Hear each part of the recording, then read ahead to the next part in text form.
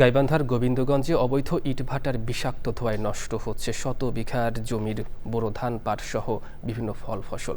চরম ক্ষতির শিকার কৃষকরা, ঝুঁকিতে জনস্বাস্থ্য, পরিবেশ, প্রকৃতি।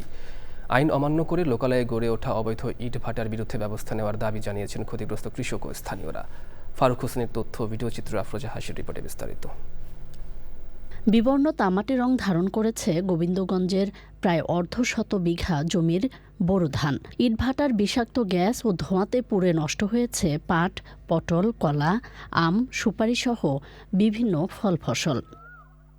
পৌরসভার ১ নম্বর ওয়ার্ডের বোয়ালিয়ায় বিওবি ইটভাটাকে দায়ী করে উপজেলা নির্বাহী কর্মকর্তার কাছে অভিযোগ করেছেন খলসি, চাঁদপুর ও শাকপালার কৃষকরা। কয়েক বছর যাবতে আমাদের এই ফসল, কয়েক কৃষকের ফসল নষ্ট হচ্ছে।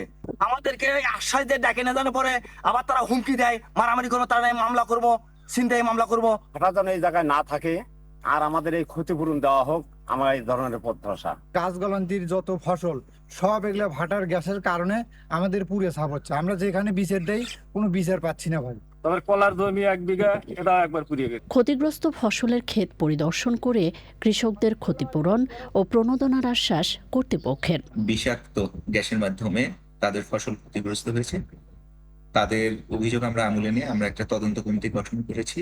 তাদেরকে ইটভাটার মালিকদের কাছ থেকে উপজেলা প্রশাসনের মাধ্যমে কিভাবে ক্ষতিপূরণ নিয়ে দেওয়া যায় সেদিকেও আমরা লক্ষ্য রাখবো। আইন অমান্যকারী অবৈধ ইটভাটা বন্ধে কর্তৃপক্ষ দ্রুত প্রয়োজনীয় পদক্ষেপ নেবে প্রত্যাশা কৃষক সহ পরিবেশবাদীদের।